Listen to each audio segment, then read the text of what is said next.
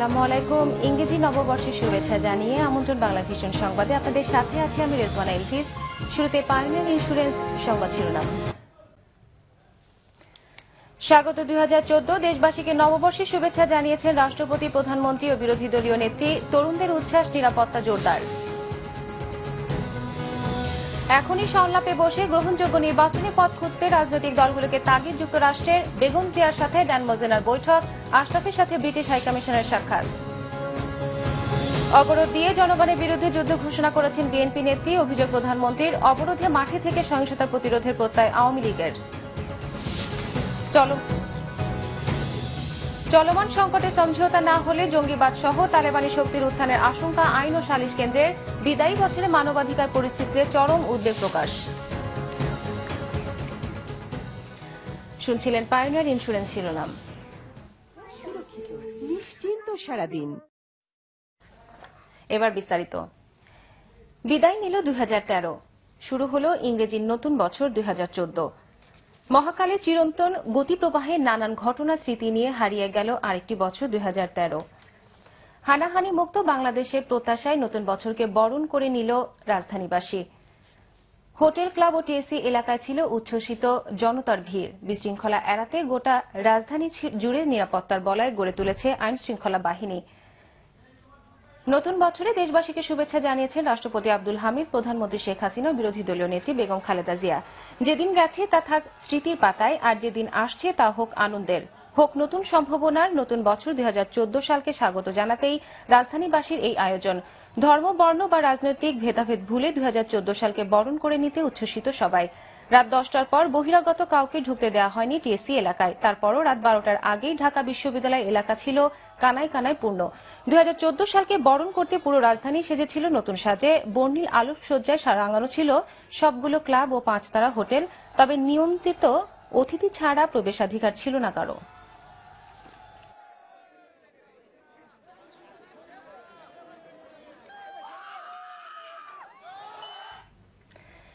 এখনই সংলাপে বসে বাংলাদেশের জনগণের কাছে গ্রহণযোগ্য একটি অবাধ ও নিরপেক্ষ নির্বাচন অনুষ্ঠানের পথ খোঁজা রাজনৈতিক দলগুলোর জন্য জরুরি হয়ে পড়েছে বলে মনে করে যুক্তরাষ্ট্র।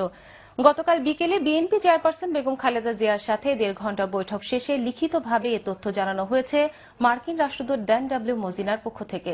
বৈঠক শেষে সাংবাদিকদের সাথে অবশ্য কোনো কথা বলেননি মোজেনা। জাহাঙ্গীর আকন্দের রিপোর্ট।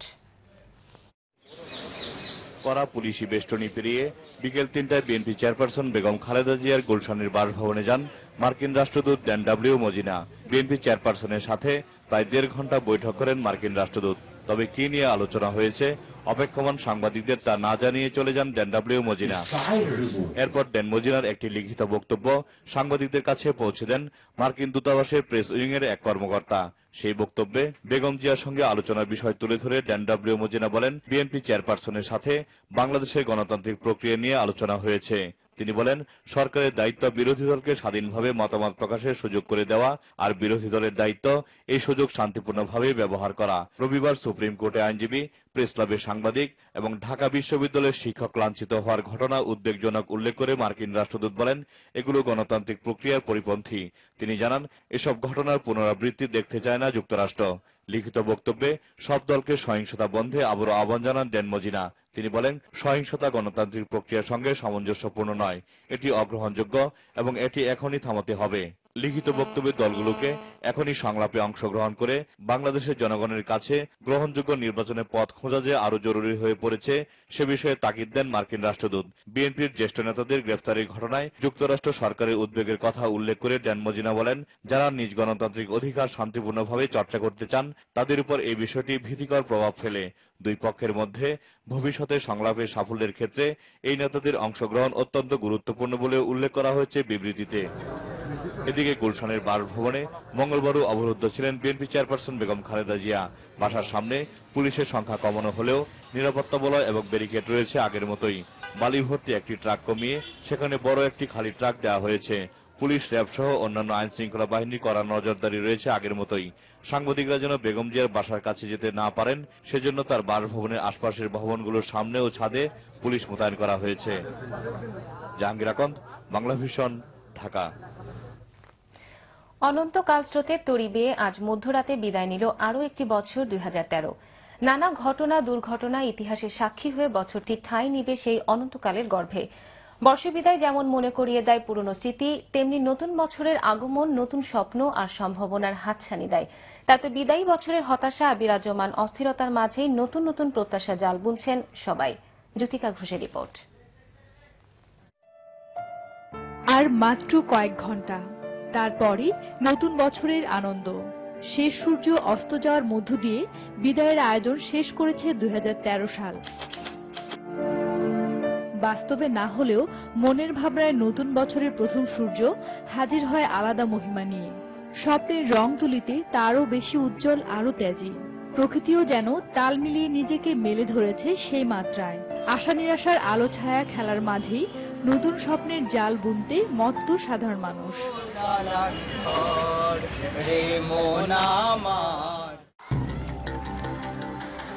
2013 একদম ভালো কাটেনি। রাজনৈতিক সংঘাত, নির্বাচন নিয়ে অনিশ্চয়তা, নিরাপত্তাহীনতা প্রভৃতি শঙ্কা এখনো তাড়িয়ে বেড়াচ্ছে পুরো জাতিকে। তারপরেও নতুন বছর আসে নতুন স্বপ্নের হাতছানি নিয়ে। 2014 গণতন্ত্রের বছর হয়ে ফিরে আসুক, এই একদলীয় ব্যবস্থা এই অভিশাপ থেকে বাংলাদেশকে মুক্ত যেন করে।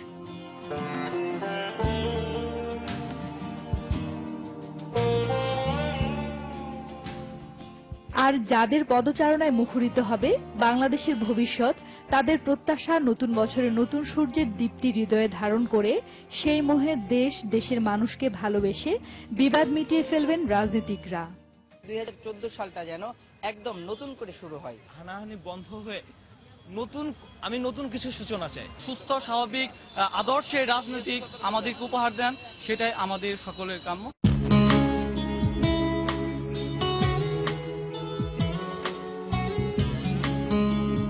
সোনালী শৈশব, দুরন্ত কৈশোর, কলেজ বিশ্ববিদ্যালয়ের ব্যস্ত ক্যাম্পাস জীবন, কোথায় নেই প্রিয় বন্ধুদের সাহচর্য। তবে মনের মানুষই সবার সবচেয়ে কাছের বন্ধু। তাই তো নতুন বছরে কাছের মানুষটির মন রাঙাতে ফুলের শুভেচ্ছার পাশাপাশি উপহারও বিনিময় করেন অনেকে। রাজনৈতিক অবস্থা ঠিক নাই আসলে, তো বোঝা যাচ্ছে না কিছু, বাট লাইফ গোজ অন না, তো আমাদেরকে তো সামনের দিকে এগিয়ে যেতে হবে, এটাই। তো আগামী দিনগুলো আমাদের খুব ভালোই কাটবে ইনশাআল্লাহ। কালকের দিনটাও আমরা খুব ভালোভাবে কাটাবো। শাড়ি পরবো লাল সবুজ, লাল চুড়ি আছে, সবুজ চুড়ি ছিল না, এই জন্য সবুজ চুড়ি কিনলাম। বিদায়ী বছরটি সামগ্রিকভাবে কেমন কেটেছে প্রশ্নের জবাব খুঁজতে গেলে ইতিবাচকের চেয়ে নেতিবাচক উদাহরণই বেশি। 2013 মতো আগুনে পোড়া, বোমায় বিধ্বস্ত, শোকাতুর, লণ্ডভণ্ড এমন বছর আর এসেছে কিনা সন্দেহ। তবু প্রতিবারের মতো এবারও নতুন আশা, স্বপ্ন নিয়ে নতুন বছরের যাত্রা শুরুর জন্য প্রস্তুত সবাই। জ্যোতিকা ঘোষ, বাংলাভিশন, ঢাকা। বিএনপি চেয়ারপারসন বেগম খালেদা জিয়ার সঙ্গে বৈঠকের পরদিন আওয়ামী লীগের সাধারণ সম্পাদক সৈয়দ আশরাফুল ইসলামের সঙ্গে বৈঠক করেছেন British high commissioner Robert Gibson. গতকাল বেলা 2:50 দিকে রাজধানী বেইলি রোডে আশরাফের বাসভবনে যান তিনি। ঘণ্টাব্যাপী বৈঠকের পর সৈয়দ আশরাফের বাসভবন ত্যাগ করেন তিনি।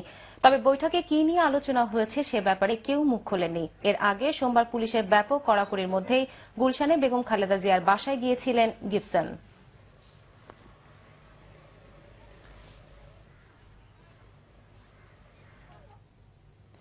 হরতাল অবরোধ দিয়ে বিএনপি নেত্রী জনগণের বিরুদ্ধে যুদ্ধ ঘোষণা করেছেন বলে মন্তব্য করেছেন আওয়ামী লীগ সভানেত্রী ও প্রধানমন্ত্রী শেখ হাসিনা। ক্ষমতায় গেলে দেশের কোন অঞ্চল অবহেলিত থাকবে না জানিয়ে 5ই জানুয়ারি নির্বাচনে আবারও নৌকায় ভোট চাইলেন প্রধানমন্ত্রী। রংপুরের পীরগঞ্জে নিজ আসনে নির্বাচনী জনসভায় এসব মন্তব্য করেন শেখ হাসিনা। রংপুর প্রতিনিধি জয়নুল আবেদিনকে সাথে নিয়ে সৈয়দ আব্দুল মুহিদের রিপোর্ট, ক্যামেরায় ছিলেন কামরুল হাসান।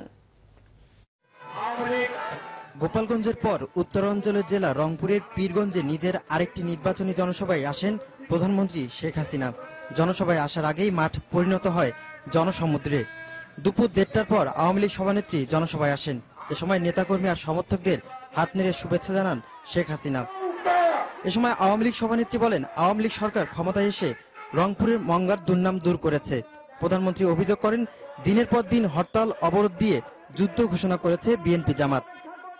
আমি যতই সমঝোতার চেষ্টা করি, বারবার আমি বিএনপি নেত্রীকে কথা বলি, ফোন করি, ওনার কোনোটাই কিছু মানবেন না। উনি গরিবের বিরুদ্ধে যেন যুদ্ধ ঘোষণা করেছেন। আমি তাকে শুধু বলবো, যুদ্ধাপরাধীদের বাঁচাবার চেষ্টা করে আমার গাছপালা কেটে পরিবেশ ধ্বংস করবেন না। যুদ্ধাপরাধীদের বাঁচাবার চেষ্টা করে মানুষ হত্যা করা বন্ধ করেন। শেখ হাসিনা বলেন, বিএনপি নেত্রী যতই যুদ্ধাপরাধীদের বাঁচানোর চেষ্টা করুক, পারবেন না। বিরোধী দলের হরতাল আর অবরোধের মধ্যে প্রধানমন্ত্রীর এই নির্বাচনী জনসভা। আর এই জনসভায় প্রধানমন্ত্রী আবারও বললেন, গণতন্ত্র, উন্নয়ন আর মুক্তিযুদ্ধের পক্ষের দল হিসাবে আওয়ামী লীগ সবার কাছেই পরিচিত। তাই আগামী নির্বাচনে নৌকামার্কায় ভোট চেয়েছেন প্রধানমন্ত্রী শেখ হাসিনা। পরে পীরগঞ্জে স্বামী ডক্টর ওয়াজেদ মিয়ার বাসভবনে যান এবং কবর জিয়ারত করেন প্রধানমন্ত্রী। এ সময় দলের কর্মী সমাবেশে অংশ নিয়ে বিরোধী দলীয় নেত্রী সমালোচনা করে বলেন, গোপালগঞ্জের নাম বদলানোর ক্ষমতা কারো নেই। সৈয়দ আব্দুল মুহিত, বাংলাভিশন, পীরগঞ্জ, রংপুর। নির্বাচনের সময় অবরোধ প্রত্যাহারের আহ্বান জানিয়েছে 14 দল। জনদুর্ভোগ হয় এমন কর্মসূচি প্রত্যাহার না করলে বিএনপি যেটুকু সমর্থন আছে তাও থাকবে না বলে সংবাদ সম্মেলনে জানান 14 দলের মুখপাত্র মোহাম্মদ নাসিম। এদিকে অবরোধে আওয়ামী লীগ মাঠে থেকে সহিংসতা প্রতিরোধ করবে বলে জানিয়েছেন দলের যুগ্ম সাধারণ সম্পাদক জাহাঙ্গীর কবির নানক। রিপোর্ট করছেন তাইমুর রশিদ। আওয়ামী লীগের ধানমন্ডি কার্যালয়ে 14 দলের বৈঠক শেষে সংবাদ সম্মেলনে মোহাম্মদ নাসিম বলেন, বিরোধী দলীয় নেত্রীর আচরণে দেশবাসী বিস্মিত ও স্তম্ভিত। বিদেশি শক্তির প্ররোচনায় বেগম জিয়া বাংলাদেশের নামই মুছে ফেলতে চান বলে অভিযোগ করেন তিনি। বিরোধী দলের নেত্রী, দয়া করে অবরোধ প্রত্যাহার করুন। অবরোধ এখন আর চলছে না, কিন্তু আপনি যে আগামীকালকে অবরোধ দেখেছেন, অনুরোধ করবো আপনাকে অবরোধ প্রত্যাহার করুন। জনগণের জানমাল নিয়ে আর খেলা খেলবেন না। সন্ধ্যায় আরেক সংবাদ সম্মেলনে বিরোধী দলের অবরোধ প্রতিরোধের ঘোষণা দেন আওয়ামী লীগের যুগ্ম সাধারণ সম্পাদক জাহাঙ্গীর কবির নানক। আওয়ামী লীগ তার রাজনৈতিক দায়িত্ববোধ থেকে সাতক্ষীরা থেকে সাতকানিয়া পর্যন্ত যারা মানুষ হত্যা করেছে, যারা লুটতরাজ করেছে, যারা অগ্নিসংযোগ করেছে, সহিংসতা চালিয়েছে, তাদের বিরুদ্ধে একটা সদা সতর্ক সৈনিকের দায়িত্ব পালন করেছে। এটি আওয়ামী লীগ মুক্তিযুদ্ধের দল হিসেবে এটি তার পবিত্র দায়িত্ব। যুদ্ধাহত মুক্তিযোদ্ধা ও শহীদ পরিবারের সদস্যদের সম্মাননা অনুষ্ঠানে তথ্যমন্ত্রী বলেন, জামাত শিবিরের সঙ্গ না ছাড়লে জঙ্গিদের কপালে যা আছে বিএনপিরও একই পরিণতি ভোগ করতে হবে। যারা জঙ্গিবাদী, সাম্প্রদায়িক, যুদ্ধ অপরাধী চক্র গণতন্ত্রকে এবং নির্বাচনকে অবরোধ করতে চাইলে সেই অবরোধ করতে দেওয়া হবে না। ওয়ার্কার্স পার্টির সভাপতি রাশেদ খান মেনন বলেন, বিরোধী দলের নির্বাচন বানচালের ষড়যন্ত্র কখনোই সফল হবে না। বেগম খালেদা জিয়া সংবাদ সম্মেলন করে বললেন, লক্ষ লক্ষ মানুষ আসবে, ঢাকা শহরে নাকি মানুষ সব জায়গা থেকে অভিযাত্রা চলে আসবে। সুমার করে 1000 নয় 100 মানুষও খুঁজে পাওয়া যায়নি। এদিকে সচিবালয়ে সাংবাদিকদের প্রশ্নের জবাবে যোগাযোগ মন্ত্রী ওবায়দুল কাদের বলেন, বিরোধী দলকে আওয়ামী লীগের কাছ থেকে আন্দোলনের শিক্ষা নেওয়া উচিত। তাইমুর রশিদ, বাংলাভিশন, ঢাকা। নির্বাচন কমিশনের পরামর্শে 2রা জানুয়ারি সোহরাওয়ার্দী উদ্যানে নির্বাচনী সমাবেশ বাতিল করেছে আওয়ামী লীগ। নির্বাচন কমিশনের সঙ্গে বৈঠক শেষে একথা জানিয়েছেন আওয়ামী লীগের নির্বাচন পরিচালনা কমিটির কো চেয়ারম্যান এইচ.টি. ইমাম। গতকাল বিকেলে আওয়ামী লীগ সভানেত্রী সাবেক উপদেষ্টা ডক্টর মশিউর রহমানকে সঙ্গে নিয়ে এইচ.টি. ইমাম প্রধান নির্বাচন কমিশনারের সঙ্গে বৈঠক করেন। বৈঠক শেষে সাংবাদিকদের এক প্রশ্নের জবাবে তিনি জানান, বিরোধী দলের অবরোধের মধ্যেও নির্বাচন শতভাগ শান্তিপূর্ণ হবে এ নিশ্চয়তা দেয়া যায় না। তবে আওয়ামী লীগ ও সরকার চেষ্টা করবে শান্তিপূর্ণ নির্বাচন অনুষ্ঠানের। সরকারি দলের নির্বাচনী ইশতেহার রাষ্ট্রীয় প্রচার যন্ত্র বিটিভিতে সরাসরি সম্প্রচার নির্বাচনী আচরণবিধি লঙ্ঘন কিনা এমন প্রশ্নের জবাবে তিনি বলেন, প্রতিদ্বন্দ্বী অন্য দলগুলো বিটিভির কাছে এই সুযোগ চাইলে তারা তা পেতে পারেন। এইচ.টি. ইমাম জানান, 3রা জানুয়ারি জাতির উদ্দেশ্যে ভাষণ দেবেন প্রধানমন্ত্রী ও আওয়ামী লীগ সভানেত্রী শেখ হাসিনা। পরে প্রধান নির্বাচন কমিশনার সাংবাদিকদের জানান, শান্তিপূর্ণ নির্বাচনের বিষয়ে কমিশন এখনো আশাবাদী। ধীরে ধীরে পরিস্থিতির উন্নতি হবে বলেও মনে করেন সিএসি।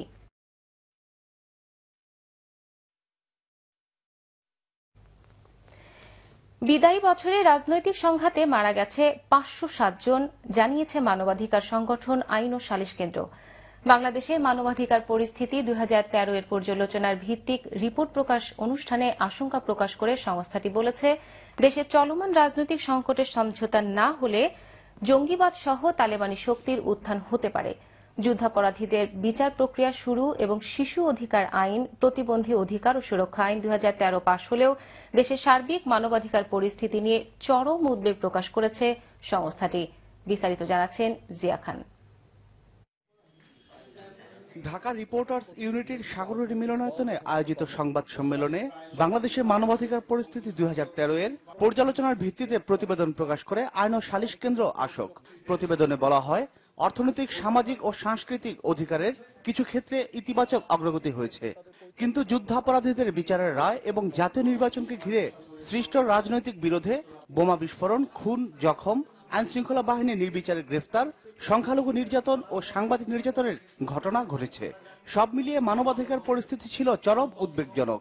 যদি রাজনৈতিক সমঝোতার দিকে দেশ না যায়, এই সহিংসতাময় রাজনৈতিক পরিস্থিতি বিরাজ করলে জঙ্গিবাদ বা সন্ত্রাসী রাজনৈতিক সংগঠন বা অন্য কোনো শক্তি উত্থানের সম্ভাবনা আমরা দেখছি। আইন শৃঙ্খলা রক্ষাকারী বাহিনীর পরিচয়ে সাদা পোশাকের লোকজন কাউকে তুলে নিয়ে যাওয়ার কয়েকদিন পর হঠাৎ লাশ উদ্ধারের ঘটনাকে রাষ্ট্রীয় সন্ত্রাস হিসেবে উল্লেখ করা হয়। প্রতিবেদনে বলা হয়, 2013 সালে গুমের ঘটনা ঘটেছে 53টি। এর মধ্যে 5 জনের লাশ উদ্ধার হয়েছে। 2 জনের মুক্তি মিললেও বাকিদের খোঁজ নেই। বিচার বহির্ভূত হত্যাকাণ্ডের শিকার হয়েছে 72 জন। এর মধ্যে র্যাবের ক্রসফায়ার 24 জন, পুলিশের ক্রসফায়ারে 17 জন, বিজিবির ক্রসফায়ারে 1 জন, পুলিশ হেফাজতে নির্যাতনে মারা যায় 26 জন এবং যৌথ বাহিনীর অভিযানে মারা যায় 1 জন। রাজনৈতিক সংঘাতের ঘটনা ঘটেছে 848টি, এতে মারা যায় 507 জন, আহত হয়েছে 22,407 জন। নিহত ব্যক্তির মধ্যে পুলিশের 15 জন এবং বিজিবির সদস্য 2 জন। যুদ্ধাপরাধীদের বিচারের রায়কে কেন্দ্র করে হিন্দু সম্প্রদায়ের 278টি বাড়িঘর, 208টি ব্যবসা প্রতিষ্ঠান এবং 495টি মন্দির, প্রতিমা ভাঙচুর ও অগ্নিসংযোগের ঘটনা ঘটেছে। একই সঙ্গে 3 জন সাংবাদিক নিহতের পাশাপাশি 280 জন সাংবাদিক নির্যাতনের ঘটনা ঘটেছে। বছরের শুরুর দিকে নারী নির্যাতন বেড়ে যাওয়ায় বিষয়টি বিশেষভাবে আলোচিত হয়। ধর্ষণ ও গণধর্ষণের শিকার হন 812 জন নারী, 44 জন নারী এসিড সন্ত্রাসের শিকার হন এবং যৌতুক সহ পারিবারিক নির্যাতনের শিকার হন 703 জন নারী। সরকার এবং আইন শৃঙ্খলা রক্ষাকারী বাহিনীর ভূমিকা সাধারণ মানুষের যে বেঁচে থাকার যে অধিকার, কথা বলার যে অধিকার, তার সাংবিধানিক যে অধিকার, গণতান্ত্রিক যে অধিকার, এগুলো ক্রমান্বয়ে সংকুচিত হচ্ছে। এক কথায় বলতে গেলে মানবাধিকার পরিস্থিতি চরম দুর্বিষহ সময়ের মধ্য দিয়ে অতিবাহিত হচ্ছে। বিরোধী দলের রাজনৈতিক কর্মসূচি ঠেকাতে বিএনপির কেন্দ্রীয় কার্যালয়ের ভেতর থেকে 145 জনকে আটকের বিষয়ে উদ্বেগ জানানো হয় প্রতিবেদনটিতে। জিয়া খান, বাংলা ভিশন, ঢাকা। দুই দলের মধ্যে সমঝোতা করতে 24 এপ্রিল পর্যন্ত সময় আছে বলে অভিমত ব্যক্ত করেছেন প্রবীণ আইনজীবী ব্যারিস্টার রফিকুল হক। গতকাল দুপুরে গাজীপুরে কালিয়াকৈরে একটি স্কুলের নবনির্মিত ভবনের উদ্বোধনীতে ব্যারিস্টার রফিক সবার জন্য একটি গ্রহণযোগ্য নির্বাচনের আয়োজনে তাগিদ দেন। 10ম জাতীয় সংসদে এমপিরা ইলেকশন নয়, সিলেকশন নির্বাচিত হচ্ছেন বলেও মন্তব্য করেন তিনি। এই নির্বাচন বাতিলের পক্ষে মত দিয়েছেন তিনি। অনুষ্ঠানে কালিয়াকৈর পৌর মেয়র মুজিবুর রহমান সহ স্থানীয় গণ্যমান্য ব্যক্তিরা উপস্থিত ছিলেন। একতরফা 10ম সংসদ নির্বাচনে অর্ধেকের বেশি প্রার্থী বিনা প্রতিদ্বন্দ্বিতায় জেতার পরও কয়েকটি আসনে লড়াই হবে আওয়ামী লীগ ও বিদ্রোহী প্রার্থীর মধ্যে।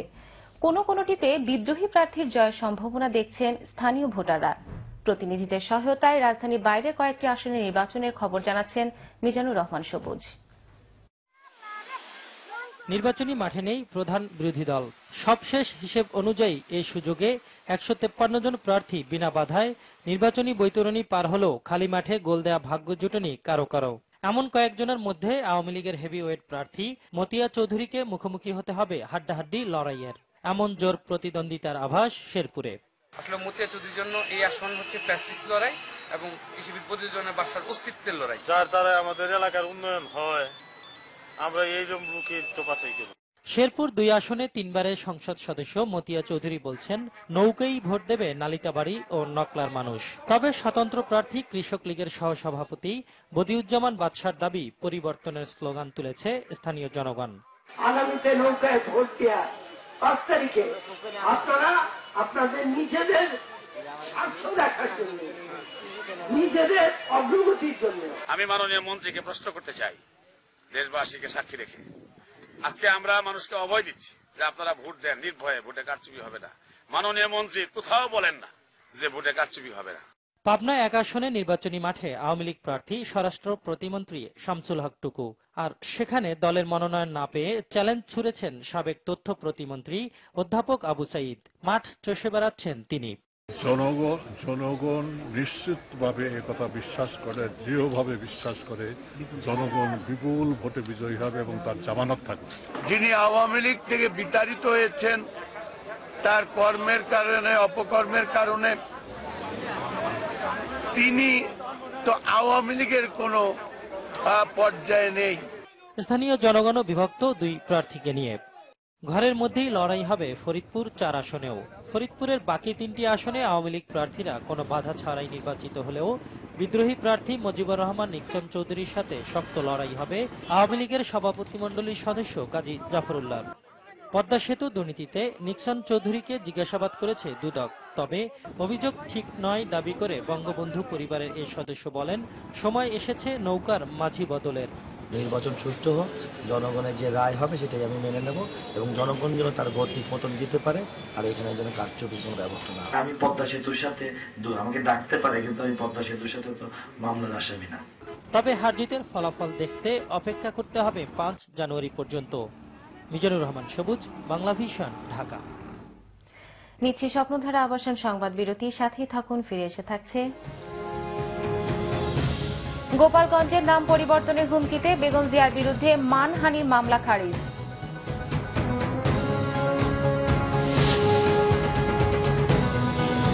নিউ ইয়র্কে ভারতীয় কূটনৈতিক দেবযানীর বিরুদ্ধে মামলা চালিয়ে যাওয়ার ঘোষণা যুক্তরাষ্ট্রের।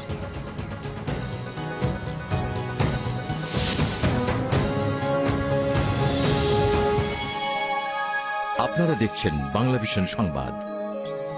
স্টার গোল্ডের সেরা উপহার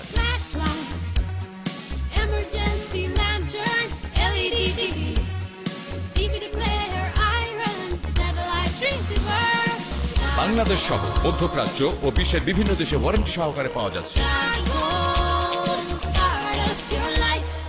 রিয়াদের বুকে একমাত্র পলিক্লিনিক নিউ সাফা মক্কা পলিক্লিনিক, যেখানে সর্বোচ্চ সংখ্যক বাংলাদেশি, ইন্ডিয়ান ও পাকিস্তানি ডাক্তার দ্বারা উন্নত চিকিৎসা ব্যবস্থা নিশ্চিত করা হয়। নিউ সাফা মক্কা পলিক্লিনিক, ফোন 40400188, ফ্যাক্স 40445544।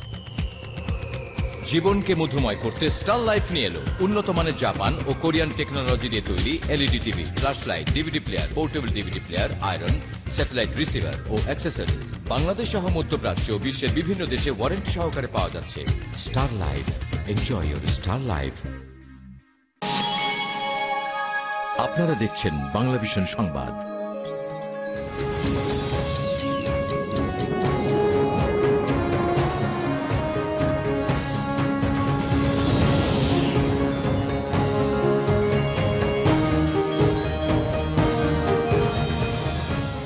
স্বাগত আরেকবার বাংলা ভিশন সংবাদে।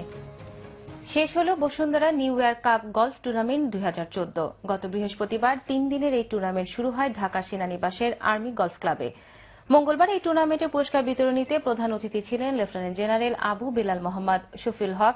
এ সময় আরও উপস্থিত ছিলেন আর্মি গলফ ক্লাবের senior vice president major general Mohammad Masud Razzaq, Bashundhara গ্রুপের চেয়ারম্যান আহমেদ আকবর সোভান সহ বিশিষ্টজনেরা।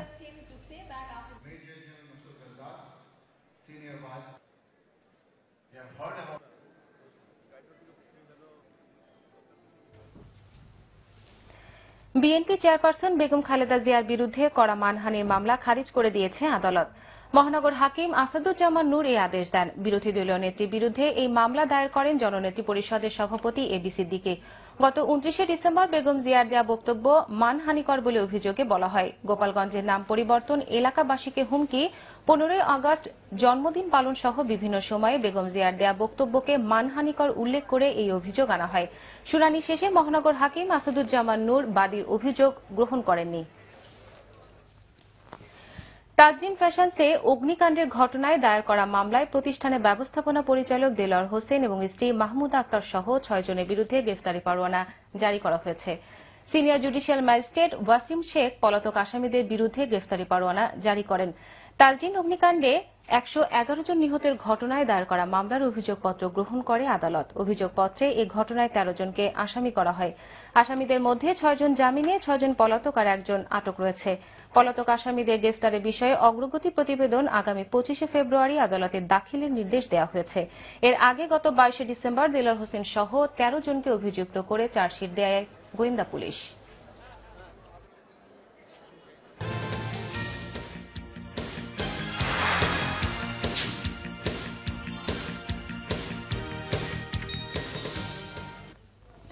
এবার প্রবাসীর কয়েকটি খবর নিয়ে রয়েছে একটি desk report. Oman Awami League Al Azaiba শাখার উদ্যোগে বিজয় ও নবগঠিত কমিটির অভিষেক অনুষ্ঠিত হয়েছে। এতে সভাপতিত্ব করেন সংগঠনটির সভাপতি সবুজ শিকদার। এতে প্রধান অতিথি ছিলেন সংগঠনের সাধারণ সম্পাদক নুরুল আফসার। বিশেষ অতিথি ছিলেন ইমাম হোসেন গোলাম মোস্তফা রিন্টু। বক্তব্য রাখেন আবু সুফিয়ান, সুমন চৌধুরী, নূর মোহাম্মদ ও রবিউল আওয়াল। কাতারে দৈনিক যুগান্তরের বড়লেখা প্রতিনিধি আব্দুর রবকে সংবর্ধনা দিয়েছে বড়লেখা জুরি কাতার প্রবাসীরা। আব্বাস উদ্দিনের সভাপতিত্বে ও জায়েদ আহমেদের পরিচালনায় এতে প্রধান অতিথি ছিলেন সিলেটের সাবেক ছাত্রনেতা আহমেদ আরিফ। বক্তব্য রাখেন ব্যবসায়ী শরীফুল হক সাজু, জামাল উদ্দিন, আব্দুল সাত্তার, আব্দুল ওদুদ, আব্দুর রহিম ও রিয়াজউদ্দিন সহ আরো অনেকে। আমিন জুয়েলার্স আন্তর্জাতিক সংবাদ।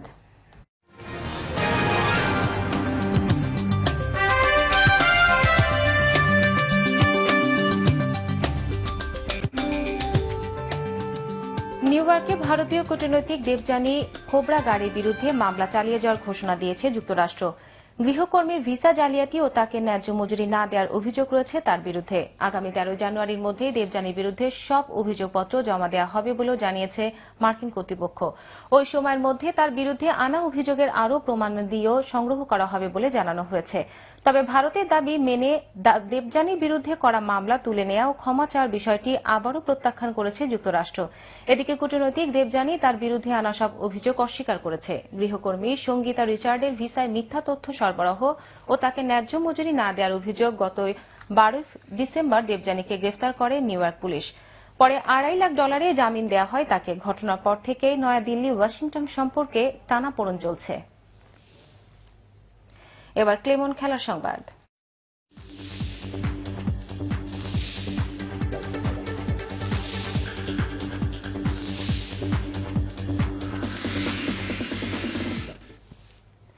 ক্রিকেট।